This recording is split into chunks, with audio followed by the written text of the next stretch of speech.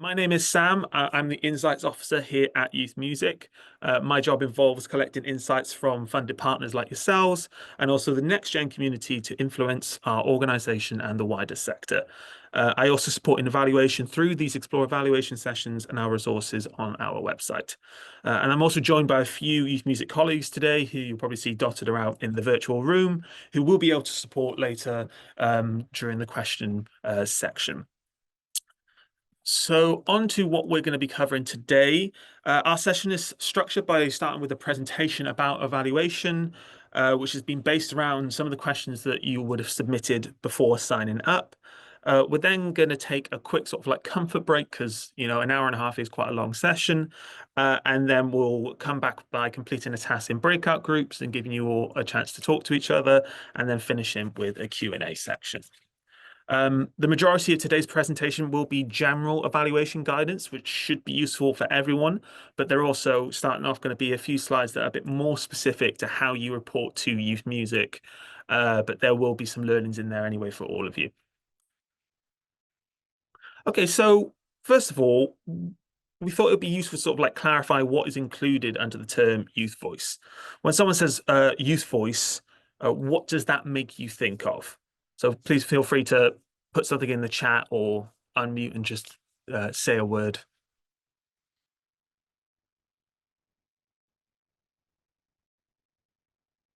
The question is, when you hear youth voice, what does that make you think?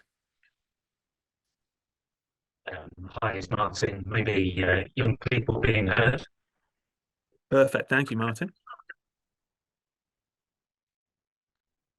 We're getting some similar things in the chat, like young people having ownership over their project. Loud. I think that's probably very true, Angela. Opinions and thought of the young people we work with. Thoughts, feelings, belief of young people. Freedom of young people to talk openly. Young people in agency. Young people having influence. So yeah, some similar themes coming through there of young people, being heard and having an influence in what's going on in their project. So it is often thought of as young people having a voice in something and how something is run, which is correct, but we acknowledge that the term can be constrictive. So youth might often make people think of, 16 to 25-year-olds, 18 to 25-year-olds. But youth involves children of all ages from 0 and up. And voice doesn't just mean speech.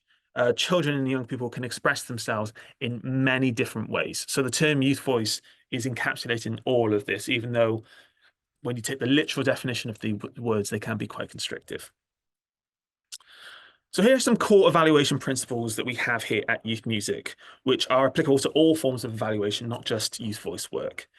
So your evaluation is primarily for your learning. Always link your evaluation practice back to how it benefits your organization. What have you learned and what could that influence moving forward?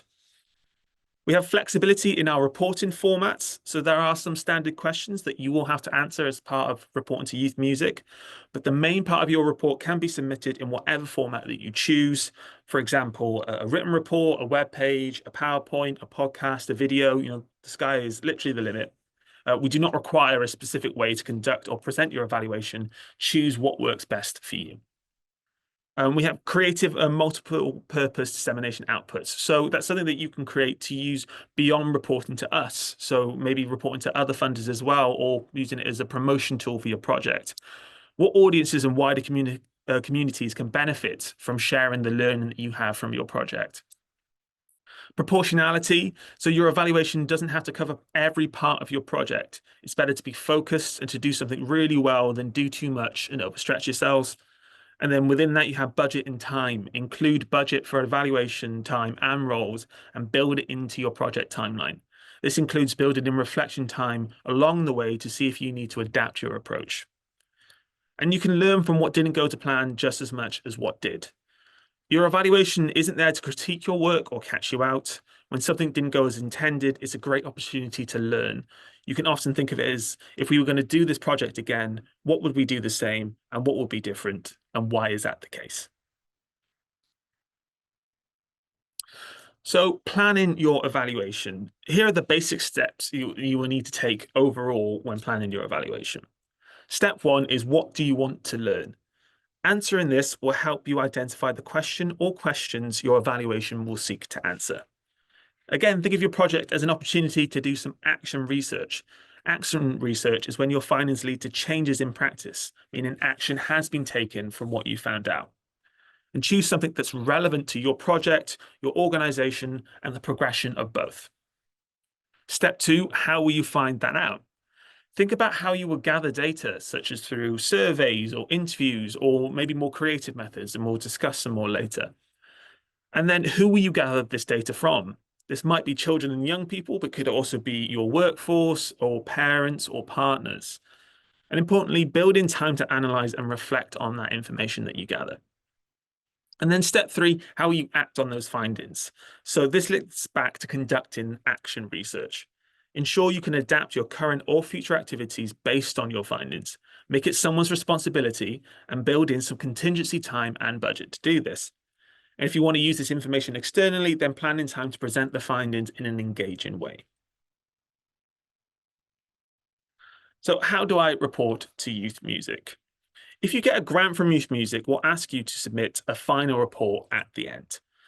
Most organizations may also submit an interim report while their project is still underway.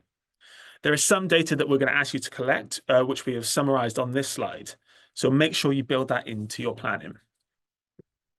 So firstly, as I mentioned, we are completely flexible when it comes to the format you choose to use. For example, it could be a written report, a web page, a podcast, and so on. It is completely up to you. What you'll need to do is analyze the information you collect and discuss your findings, telling us what you learned and how you have reflected and adapted. Again, as mentioned, there is some information that we do ask you to collect. This data covers the activities that were delivered and how you spent the grant. The stats that we ask for cover are young people reached, demographics, staff profile, sessions delivered, and progression outputs. And then finally, please do showcase your work through photos, music, or videos. This is a completely optional part of the report, and we don't ask you to collect this content, so don't worry about it if you don't have this already. But if it is something that you do have, we'd love for you to share it and to add it onto your reports. So here we have just a few more general tips that came from some of the questions that were submitted beforehand. So with evaluation, it's important to remember not to be expecting perfection from your project. You will always find something that needs to be changed or needs to be improved upon. What's important in your evaluation is to celebrate the progress that you have been making. And to help with not striving for perfection, you could adopt a good enough framework. So this is where you concentrate on the areas that most need your attention. One way to do this is the traffic light system. So you identify what is green, what is working and doesn't need attention.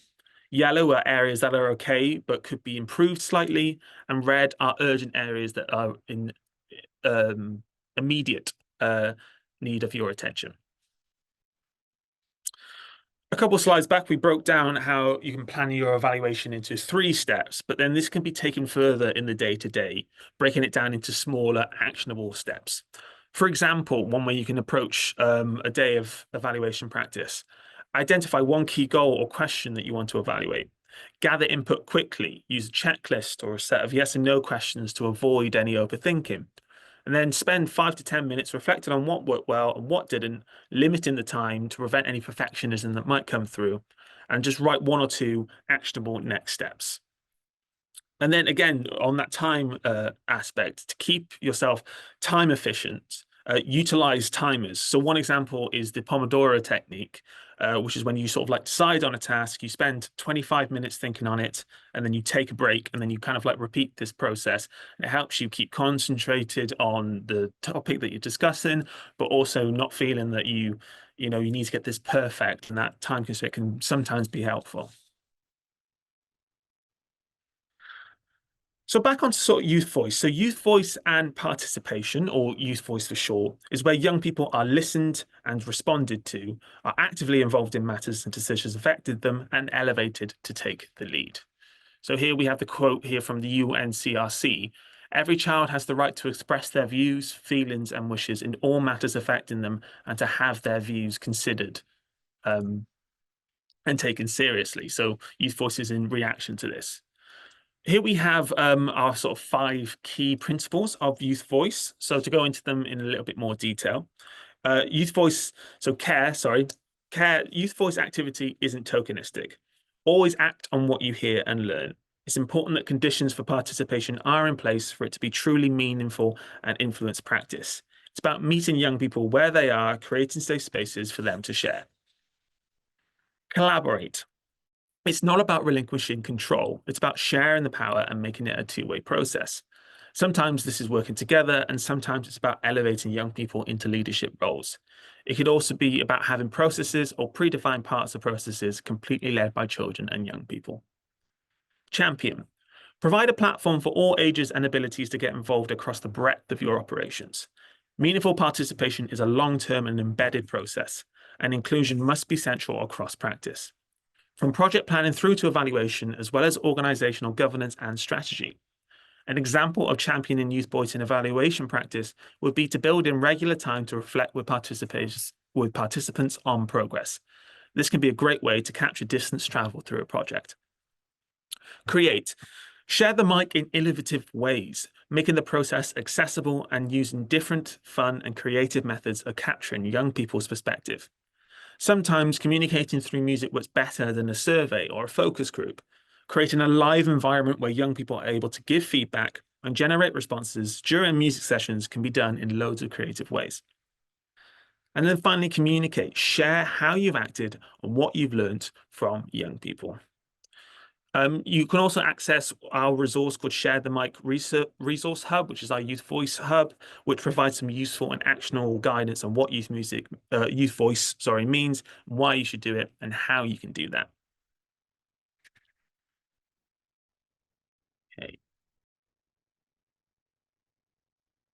So on to sort of youth voice and evaluation a little bit more specifically. So involving young people in the planning and ongoing development of your program. Try and get young people involved as early as possible, letting them shape the project from the start rather than doing it retrospectively. Your planned activities and approach should respond to the wants, needs, and lives of the young people and families that you want to work with. This is a good description of youth voice evaluation in action. Make sure you're taking on board what young people are telling you and make those changes. To do that, ensure that you build the flexibility into your plans so that you can continue to respond to young people as you work with them, considering how you will adapt and shape the delivery with them as you go. While evaluation is often seen as something that's reflective, that takes place once activities are finished, it's actually live and leads to change straight away. What this all comes down to is that meaningful use of youth voice involves actionable insight. This means that you actually make changes based off of what the young people tell you. Which then sort of like leads us nicely on to how you showcase any youth-led evaluation that you do. Well, firstly, outline how the young person led the evaluation process. What did they do? What did they put in place to allow them to take the lead? And how did you support them in that process? Demonstrate how you actioned the recommendations from these young people. Listening back to that first principle of care, you should act on what you hear and learn. The same with all evaluation practice. Demonstrate your organizational learning. What was reinforced and what do you feel needs to be changed moving forward? And importantly, use the voice of young people. What have they learned from the process? Use direct quotes or videos or something that they have created to do this. When planning what format to use to evaluate, linking back to our flexible evaluation approach, you can be creative in what medium you use to capture and communicate the voices of young people. And again, linking on from that, here are some examples of some creative evaluation methods that you could use. So co-creation, this is what we've been kind of like talking about a lot there. This is working with the young people and letting them lead on how they want to evaluate. Thumbs up, thumbs down. So this works quite well for sort of like the younger age groups. And although it says, thumbs up, thumbs down is one version of this, it can also just be making more noise when they're happier with something, or, there's numerous different ways that this kind of system can be used. Post-it notes or easy retro boards. So this is, post-it notes quite easily on a board, just posting up some thoughts of what they've felt that they've learned that day. And then, if you're conscious of using that amount of paper, things like easy retro boards are really good and handy, sort of like alternatives that are online. Drawing journeys. These are kind of like an interesting one where instead of like it works as like a journal, but instead of writing what has happened throughout the project, you kind of sort of like just draw your experience, and it's a more creative way of depicting that journey. And then with that, sort of making something to represent their views. So this could be a drawing, it could be a song, it could be a piece of art. Again, just let the young people sort of like lead on that. Vox Pop interviews. So this is something that we see increasingly more with social media. This kind of like links back to one where like that Big Brother style, where someone's kind of like in front of the camera and they can talk about their experiences. Similarly, again, a podcast. This can be facilitated among the young people themselves when you have young people maybe being a host or maybe a member of staff is leading that. Observational, just you yourself watching the young people within their experiences and how they're being creative on their day to day in your sessions. And then obviously make it musical.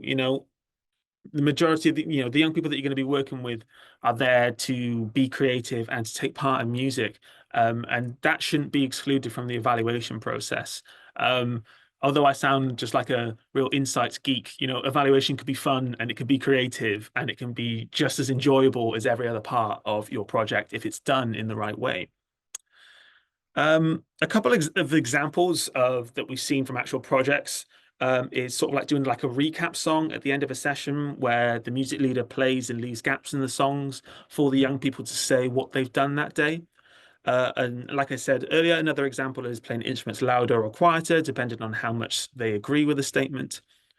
Those are methods that might work better with younger people, but for older age groups, you could ask them to write a song that reflects their progress in the program, sort of like where were they when they started, how did they feel before taking part, and how do they feel now?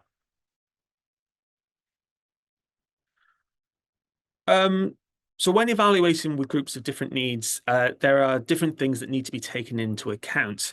So these are groups such as like early years or those with SEND. In any situation, there are some key things that you need to remember. So this is important for all evaluation. Safeguarding is always the priority. Ensure that there is consent, understanding, and access at all times. As we've already spoken about, bring young people in as soon as possible to co-create the process. That way they don't feel like something is being done to them and that they have a voice in this. When young people are leading, ensure that they are given the training and support to be able to do so. Even as the leads, there should always be someone there in a safeguarding capacity who is available for support. Build time and resources for observation into delivery and evaluation. In a situation where a child or young person might not be able to verbally tell you something, they will still communicate in other ways that you could observe. So it is vital that you have the time to actually do that observation.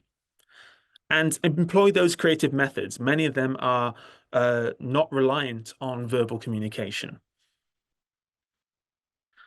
And to help with those observations, leave space for young person-led spontaneous activities. Give them that time and then reflect on their actions and what this tells you about their preferences or needs. Consult with those that know the young person well. There may be some things that you may miss or you don't have the prior knowledge to understand that that is what they're trying to communicate. Whereas family members or carers could have this and could share what to look out for with you or even support the observations themselves. And then finally, established frameworks to support your evaluation. One example of this is the ME framework from Sounds of Intent, developed for work with early years, where the child is observed within 4 different dimensions of me, my body, me, my thoughts and feelings, me, you and other people, and me and my world. So one of the to move us on, one way that many organizations to choose to incorporate youth voice into their work is through youth advisory boards. And I'm sure many of you might already have these in place. For those of you who don't know what they are, these are groups of young people who are consulted on the activities of an organization to provide a young person's viewpoint. So how do you get them involved with evaluation? Well, as always, you should first ask them how they would like to be involved, which is a recurring theme with youth voice and should always be your first point of call. Explain to them what you're hoping to do and give them the opportunity to decide where they can have a role. You could let them lead the evaluation or be co-evaluators. Let them know what's required of an evaluation, such as information a funder may be requesting, and then let them take control of how that's done or anything additional they may want to do. However, if you do this, again, it's important to note that you should provide them with some training so they are equipped and importantly, support them throughout, including in a safeguarding capacity. But if young people are leading, they may actually be able to get responses that you might not through other routes due to that peer-to-peer relationship. So that's an important thing to remember. And alternatively, the data might be the same, but that process still supports the young person and allows them to develop new skills. So the big question, how do you get young people interested in evaluation? I think a lot of people in this virtual room might be able to sympathize with this question. You know, how do you get them involved? How do you ensure that they're not just sort of like tuning out when you get to the evaluation portion of your sessions? Well, firstly, ask them what they think should be a measure of success for the project. What is it that they want to get out of the project? If they are working towards something that they care about, then they're more likely to track and journey with you through evaluation. Early on in your project, before you started your evaluation, explain that evaluation will be taking place and why that's important. Help them to understand that while this is for organizational learning, it's actually primarily so the project works best for them. And one way to show this is to demonstrate how you're implementing your learnings. Actions do often speak louder than words. So for example, it could be along the lines of, last week you told us that you didn't like this, so this week we're going to be doing this instead. You know, that's actionable insight, that's evaluation in practice. And finally, don't be afraid to move away from traditional evaluation methods and get creative. What are the young people's preferences for sharing and expressing their views? And to talk more about this and to stop hearing from me so much, we're going to see how Youth Music have approached this. And I'm going to hand over to our Insights and Communications intern, Connell, to take us through the next few slides. Yeah, well, as Sam said, hi, I'm Connell, I'm the Insights and Communications intern. So as this example, we're going to give our annual Next Gen Feedback Survey. This year's 2024 one. So if you don't mind, next slide, please, Sam. Thank you. So yeah, how did we do it essentially? Well, one of the big things we did was keep it short and simple. I'm sure you guys will have experience with this, but the longer it takes for someone to fill in a survey, the less people are going to want to do it. The different surveying tools will kind of do it differently, but you should be able to get a rough idea of how long things will take. So keeping it short is very helpful. In our case, we removed questions that we thought were unnecessary, or that we already had some pretty solid information for. So like, for example, barriers, we'd asked that every year since we started doing this, and the answers hadn't really changed significantly year to year. So we took that out as we already had a good idea of that kind of thing. We'd also had some questions that we removed, just we figured those could be asked on a semi-annual basis, so every other year, just because it changed a little bit, but not enough for us to warrant having it in every year and bulking at the length of it. Well, keeping it short, it also is kind of just nice for the people taking your survey. It shows that you value their time, that you don't want to keep them too long. It makes them feel it makes it feel like less of a commitment or a burden to actually take the survey. As you can see in our case, we cut down the estimated time from 16 minutes to 9. And I can tell you just from looking at the times it took, a lot of people did it even less than that. So keeping it short is very useful. So please, Sam. Thank you. And yeah, be accessible. And now, you know, in the broader sense, accessibility is very good. But in this case, you should go where your audience already is. You shouldn't, you know, go searching for an audience and, you know, try and get them to come to you. You should approach the audience that you want to survey on the platforms that they're already on. So if a lot of your young people using Instagram and they interact with you on Instagram, go and find them there. If you make it hard for people to find you and fill in your survey, it's not going to happen. People aren't going to want to do it. So make sure you go to where they are. This could be, you know, in person, speaking to them. That's a totally valid way to do it and very effective. But if you are going in online spaces, make sure that you're talking with them, finding out what those spaces are, and interacting with them in those spaces. And you can see the little examples I've given of Remy in one of our Instagram reels promoting our survey. and we also send it out in email form um, to our next gen audience. They get an email every fortnight, and we included it in that. And yeah, don't overcomplicate things. Keep it clear and straightforward. Just make sure everyone can understand what's being asked of them. Next one, please. And yep, just finally, give people a reason to engage. So we made the importance of the survey really clear. For example, in that little video Remy did, we explained how we use the data, why it's important to us, and what we do with it, and just kind of explaining how it can have an impact on the work. And we did that again in the actual survey itself. We had a little introduction where we explained how it's important to us. Give people a bit of motivation, and incentives. If you can provide one, they're really effective. In our case, we offer people a chance to win a voucher. You don't have to do that. It doesn't have to be a financial incentive, but any sort of little incentive you can give someone to actually motivate them to take the time out of the day and engage with you in your evaluations is really good to get people to want to do it. And we actually broke our internal record for the number of respondents this year. So it definitely works. And I'm back to Sam now. Amazing. Thank you, Connell. And yeah, just to sort of like highlight again what Connell said there. Connell already came in and looked at how we've been doing this survey that we've been doing for the past sort of 3 years to evaluate our performance with the next gen community and sending it out to the young people that we work with. And Connor just led and implemented those things that you just talked about. And as he said, we were usually getting around sort of 60 responses to the survey. And for the first time, we reached over 100 responses. So just a great example of how youth voice implemented in evaluation can work. Okay, I think now we're going to take sort of like a 10-minute comfort break because I realize that's been a lot of information and a lot of being talked at. Okay, let's move on to sort of explaining our next section. So, in a minute, we're going to be putting you all into breakout groups, and we're going to be looking at the 3 steps to plan your evaluation that we talked about earlier. But we're going to concentrate on step 2, where you find it out. So, what we're going to ask you to do in your groups, one by one, if you could all briefly sort of explain your project, outline your activities, and importantly, share what you hope to learn through evaluation.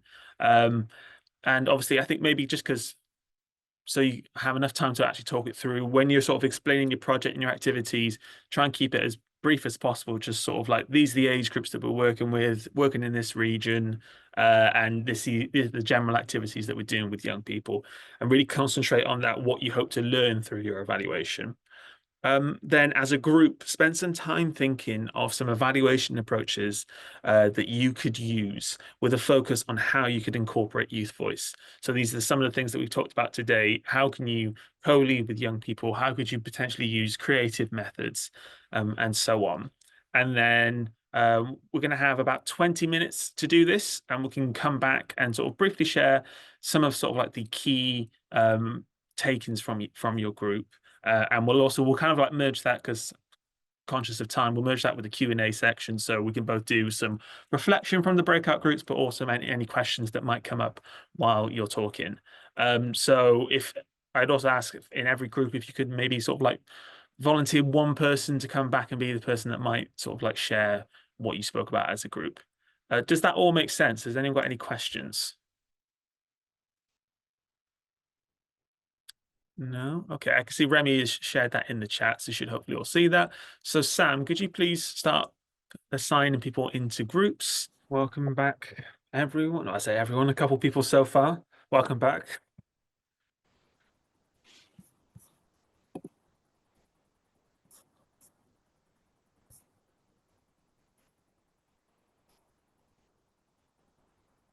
There we go, all filtering back in now. I've taken the presentation down because I think we're all, we're going to do a bit of talking now. I think it's a bit better that we can sort of see each other's faces and stuff like that instead of just having a big Q&A there. I think we all know what we're doing. So thank you everyone for coming back. I hope those breakout groups are really helpful. I think in a moment we'll go sort of like go around and maybe do some like the key insights, but I'm also, I want to make sure that if anyone had any particular questions about the presentation that haven't been answered in the chat or anything like that, they have an opportunity to ask those first. So with that in mind, has anyone got any questions about the presentation? Anything they want to clarify about evaluation practice or youth voice in evaluation practice before we feedback from the breakout groups?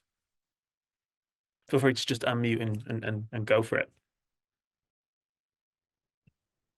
Question. I'm Right. sorry. Go for it. Yeah, one of the things that I mentioned in our conversation was that what I'd like to have, and I don't know if you already have it, sorry if I've missed it, is the actual evaluation at the start. So what Youth Music are asking us to evaluate at the start. So then all the way through the program, we're capturing that evaluation rather than at the end. I know we do the interim report, but at the end, rather than trying to capture at the end what they want, and then they've missed bits that we could have captured. So it's nice to have that form at the start, so that I said that as we go through, we're sort of picking up stuff and recording stuff that you need at the end. So that would be, I don't know if if you already sent it out or not. Yeah, so it's in this presentation as well, and you will be able to find it online there. Yeah, there are certain things that we ask you to report against in your evaluation reports. Yeah, we'll send around the slides afterwards. You can see those, but there'll also be some links that we can share that will have that information for you. But outside of those few things, it's just a few sort of like, it's like participant reach and demographics and things like that. We're sort of like, we're led by you in that what you want to report on and what you want to evaluate your project against. I think Sprout just shared some links there, so thank you, Sprout. But yeah, it's very much, we're very flexible in the way that we report, so there aren't that many requirements that Youth Music are expecting from you. So it's very much what you feel is useful for your organization and the young people that you work with. That should be, that's the priority with your evaluation. Okay, thank you. No worries. Was there another question? Yeah, and sorry, this might already have been answered at the beginning of the session, but some of the evaluation methods that were shared were really, really interesting, and there were some examples and more details shared in the chat. But would there be more like information about some of those shared after the call, or is there a place that we can go to look at some more details of how to actually implement some of those methods in practice? Yeah, definitely. So we can make so we'll share the presentation after this, then so you have sort of like those lists, and we'll share some of the links that have been shared in the chat as well. At the moment, we don't have any resources that can be accessed because we're currently, you might have seen from our newsletter, we're moving websites, so there's a lot of content migration going on at the moment. So I can't direct you right now, but they will be coming and they will happen. But definitely once you have those sort of like these different methods that you can use, there are plenty of resources online that you'll be able to find that will be really helpful and beneficial. But we can certainly sort of like in that first instance help you look, know where you're looking for. Great, thank you. Is there any other questions before we go to feedback from our breakout groups?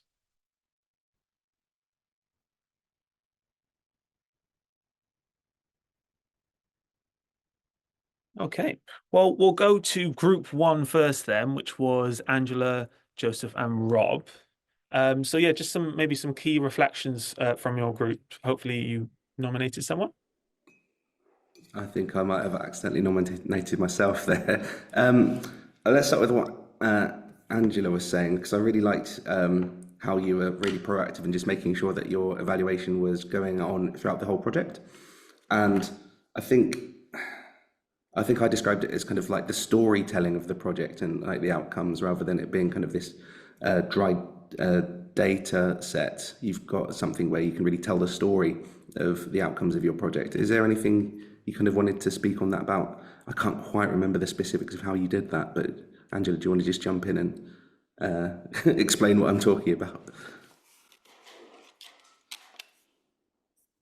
Maybe. Oh, there we go. Yeah, sorry, I just cut myself off by mistake. Yeah, so for us, again, we work with different groups, different ages, and we do big group sessions and then smaller. So what we'll try and do is literally what I just said, is literally from the start of the program, is asking young people what they want, asking them questions about the project. For each project, we'll evaluate. So we're evaluating, capturing videos, capturing their story through their dance, through their songwriting, their music, just trying to capture everything as we go along. So at the end, we don't end up trying to capture stuff that we've missed. And then we put that into maybe the network newsletters. I think we're just doing we just done our interim report. So trying to capture stuff for the interim report and then capturing stuff along. So I said at the end, we don't just say, okay, what do we have to do now? We've missed the comments, we've missed the quotes, we've missed the funny bits that the young people have come out with, but it's trying to capture that all the way through, so that we have, again, as a story. And it's for the young people as well, so they can look back and say, oh, we've done this, we did a recording, we've gone to the studio, we've gone to this, we've gone to that, we've done that. So they can see their progress as well. It's not just a written document that's put on the shelf, but it's more practical.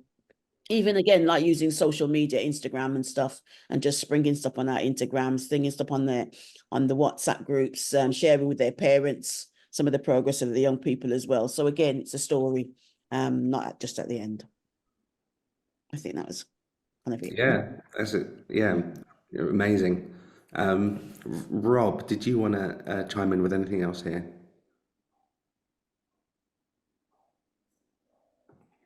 Have I put you on the spot a little bit? Sorry. Yeah, I can't think of anything right now. That's no worries. That's no worries. Yeah, for me, because I'm not actually working on a directed youth music funded project right now, just kind of more looking at how do we then take the outcomes of the youth engagement work that we are doing and make it have that really meaningful impact for our senior leadership team, that maybe have that bit of separation between the young people. And what Angela said has really given me a lot to think of. So yeah, really good. Well, amazing. Glad to hear it. And thank you for sharing with each other and sharing with us. And I think definitely what you were saying there made me think of, I think it's important for all of you to think about, there might be things that you're already doing as an organization that is evaluation work. You just haven't sort of like tagged it as that yet and haven't thought of it in that way. You're inherently probably going to be checking in with your young people throughout your project and making those changes. That is evaluation work. It's not this, it's quite often seen as like, at the end, there's some report that's drawn up and it's got stats and figures and quotes and stuff like that. And that is a very valid way to evaluate, but it is not the only way. So definitely think about stuff that you might already be doing that you can really bring into your evaluation work. So thank you again for sharing. And before I go into the next group, I'm going to ask Sam if you can just launch the quick evaluation poll, because no better opportunity to do some evaluation than in a Zoom call about evaluation. If you could just answer these quick questions while we share from the next few groups, it just really helps us sort of understand our performance and how these sessions are impactful for our funded partners. So on to group 2, which was Carolina, Lisa, and my scribbled notes, I can't work out the third person that I've written there, but group 2. It was Martin as well, but Martin, there we go. Thank you. My mic seems to be the only one that's working, so I'm gonna have to be our spokesperson. Martin and Caroline, feel free to dump stuff in the chat as well. But I'll try and kind of summarize. So basically, so Martin was talking about how he does a lot. It sounds like he does a lot of creative evaluation already in his context, but what he ends up with is a lot of like qualitative data, and it's sometimes difficult to actually pull out sort of actionable steps from that. For me personally, I'm not actually doing youth evaluation specifically. Deborah from Drake is doing the youth music project. I'm just here because I'm interested for my own stuff. But one thing I'm evaluating at the moment is a recent application process that we did.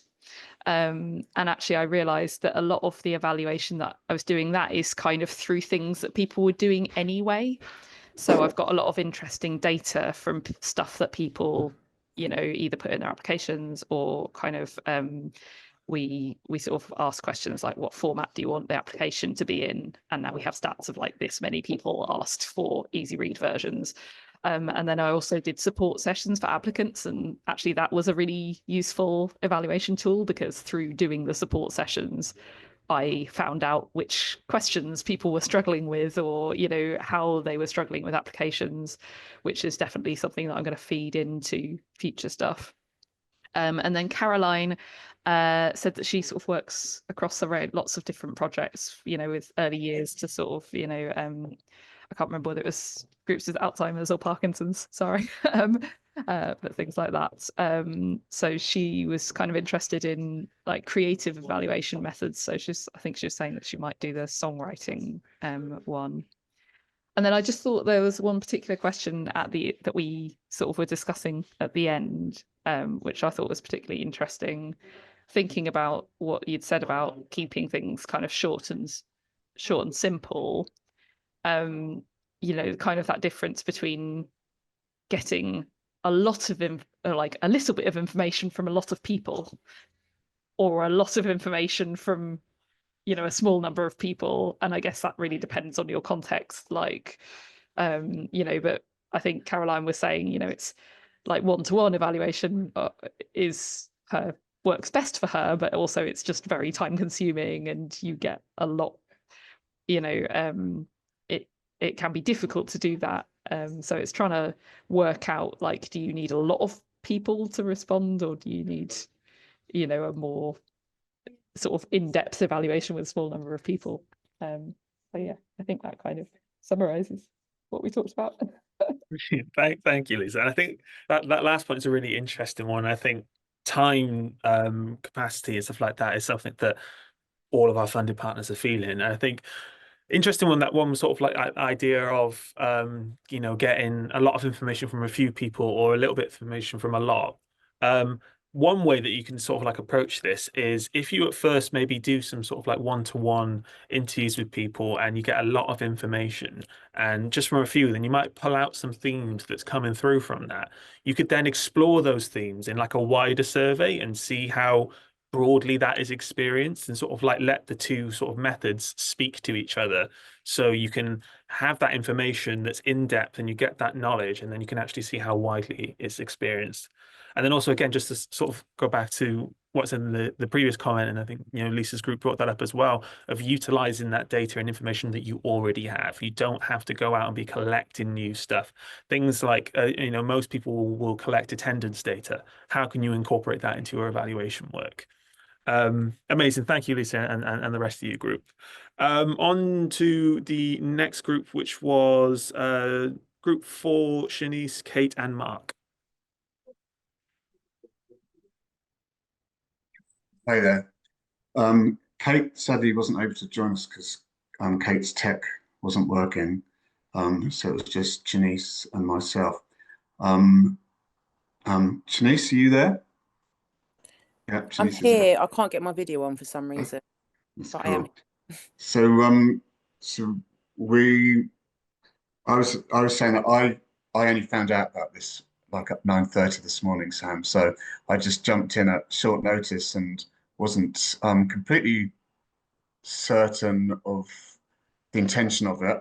But I'm very interested in the subject. So I work at the moment for Audioactive down in Sussex in a sort of freelance capacity, and I'm helping Audioactive at the moment kind of develop their work around youth voice and influencing, sort of across the board, not just through their youth music funded work. So I haven't really come in here as a project lead or music lead or anything like that. It's working directly with the young people. I'm aware of what programs youth music are funding. So I was kind of coming in because I was really interested to see what creative methods people might talk about in terms of evaluating programs and involving young people in those evaluation processes. So that was really where I was coming in. So I can't directly answer your questions that you kind of presented for the breakout room, but wanted to come in and just see what I learned really. So that was that. And Shanice, do you want to say your situation as well, because you're Yeah. new to your role as well? Yeah. So I've recently joined the UK Centre for Carnival Arts as the Learning and Participation Project Manager. So my role is mainly around outreach programs, community engagement, and being able to provide music programs, obviously around Carnival, but not just necessarily from one aspect, sort of from all different aspects. I only started a couple of weeks ago, and similar to Mark, I got sent this invite yesterday evening from my manager to say it might be worth joining. So I've just joined just to see what the conversations are like, sort of expose myself more to this industry, and just see, sort of listen to everyone else and sort of take any ideas away that I can to possibly take back to my centre and use those in the programs that I'll put together moving forward. So I don't have much of an input at the moment, but it's just interesting to listen to the conversations. Yeah, I guess it's something I was after, as everyone's been talking, I was thinking some about whether you've got thoughts around different sort of digital tech that can be used to engage young people in evaluating sort of music-based projects, because yeah, I'm kind of keen to know whether people are kind of using digital tech in different ways to do that, because that's, you know, more tends to be more engaging for young people to do stuff that's kind of, I don't know, that they can just access to their phones or something, rather than sort of more dull traditional kind of evaluation approaches, which don't tend to engage the sorts of young people that Audioactive work with. So I don't mean kind of like social media, but whether there's some cool software that anybody uses to kind of evaluate projects. Well, I think maybe instead of me answering that, I might open that up. Has anyone got any suggestions for Mark? Well, it would really, from my perspective, depend on, you know, your kind of group specifically and what kind of they're engaged in. But from kind of our end of it, just as you're saying, things that could easily be done on their phone, like a simple straw poll. You know, if you want just like a question answered, how was this, how was that, be a great way to do it. Other than that, probably just social media is always a great way to connect and get people engaged. So those are the kind of methods I would look into. A lot of kind of like Discord and things like that are very popular. So if you know that people are on that, maybe consider setting that up and having a group, but like an Audioactive group, be something to consider. But What was yeah, that called? Discord, but only if that's like something that your kind of young people use. But I would just say talk to them, find out what they use, and approach them on those platforms. Is yeah, I would recommend. Yeah, thanks, Connor. Amazing. Thank you, Mark and Shanice. I'm gonna move us on to the next group because I'm just conscious of time. So group number 5, which was Debbie, Jaskaran, and Songbird UK.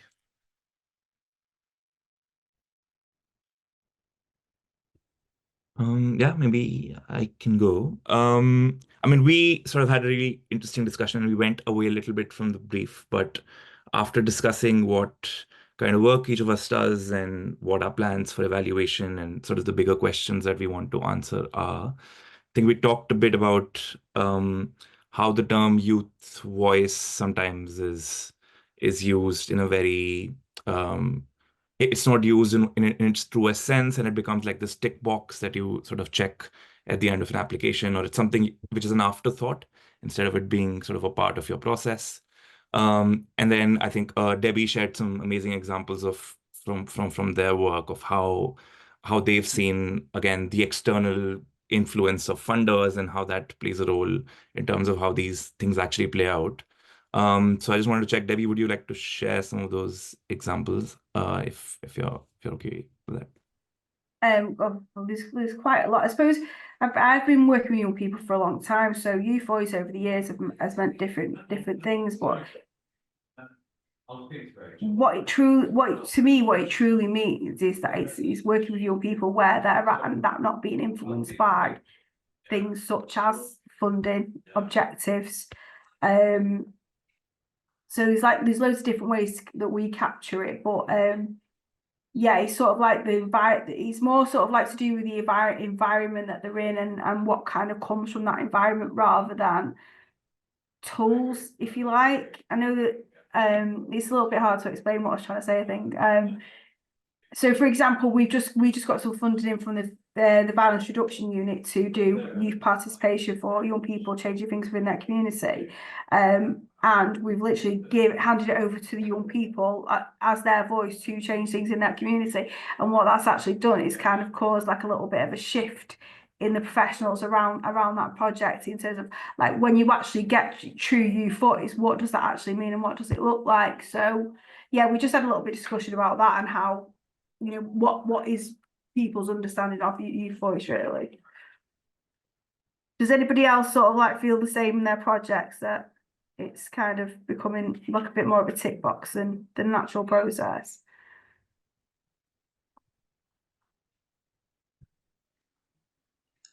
Just to pick up on what Debbie said, from our perspective with our new project starting, we said in our group we're working a lot with the youth service, which is a very new area for us, but we've been asking the question about how can we sort of break down these barriers between music leaders going in to deliver music to young people, and actually those young people becoming the musicians themselves of the future, who are going to be actually the workforce. How can we actually help that to happen? So I think we shared a bit that actually working alongside an organisation that maybe has got that expertise of knowing where those young people might be that we can find, and having experience of pathways that have been more established than ours, finding those key partners where you can really each bring something to the table to help create those spaces and find those young people, and find those spaces that are actually really meaningful, and more meaningful than just the kind of the tick box. That's definitely where we're quite excited about going. That's where we want to be at, and that partnership is really key in that, I think. So finding your partners and who they are is really, really important, thinking carefully about them. Yeah. Amazing. Thank you so much. Oh, sorry, Mark, were you about to say something then? I was just going to, if I've understood that correctly, are you speaking about wanting to support the next generation of music leaders from your cohort of beneficiaries that are engaging in your music projects at the moment? Is that what you meant? Or you're on mute at the moment? That's sort of our long-term plan. So that's our question: is how can we change that to make that happen? So we might not do it all in 3 years, but we might hopefully learn a lot and hopefully make some changes. Yeah, we do that at Audio Active. We have a training program, a young music leaders program called Full Circle. So young people that come through Audio Active as beneficiaries develop into becoming the next group of young music leaders or assistant music leaders. So they go through a training and development program with us, and support delivery of some of the sessions during the training program, and then at the end of that they will get paid work. Yeah, we do that already. Yeah. Oh, you do that? Oh, sorry, that's what I was wondering if that's what you meant, because if I was going to say if that wasn't what you were doing, we could share our experience of that with you, but it sounds like you do that. It'll be lovely to learn about that. We do that already, but our next stage is now, can we get even further down to the younger people who are patients, who are classed as being child and young people patients in the hospital, and how can they like the next? But yeah, it'd be lovely to find out more about what you do. It sounds amazing. Welcome to make contact with us. I guess this is part of what youth music does, is creating this network of so feel free to make contact. I mean, like I say, I'm not involved in that directly, but you're welcome. If you want to email me, mark@audioactive.org.uk, I can direct you somewhere. Thank you. Amazing. Thank you. And I think Remy has just very helpfully put a link into Audio Active there into the chat as well, so you can see that. Unfortunately, for our final group, Deborah, Julie, and Jenny, I'm really sorry, but I think we've run out of time, and I'm conscious people will probably need to get on and do things. So I am going to wrap things up there. But if there's anything in particular that you, as a group, would have liked to have shared, do feel free to email us, and then when we send out the PowerPoint, we can include that when we're sharing those resources. So please do that if you have anything you'd like to share. But other than that, thank you very much, everyone, for joining today. I really hope that the session was beneficial and that you feel that you've learned something. Like I say, we'll share the PowerPoint. A recording will also be able to be accessed online, because we publish all of our exchanging notes sessions, and any of the content that's been put in the chat, we'll make sure to make a note of that and share those links with you as well. But thank you again for joining, and enjoy the rest of your day. Thanks, everyone.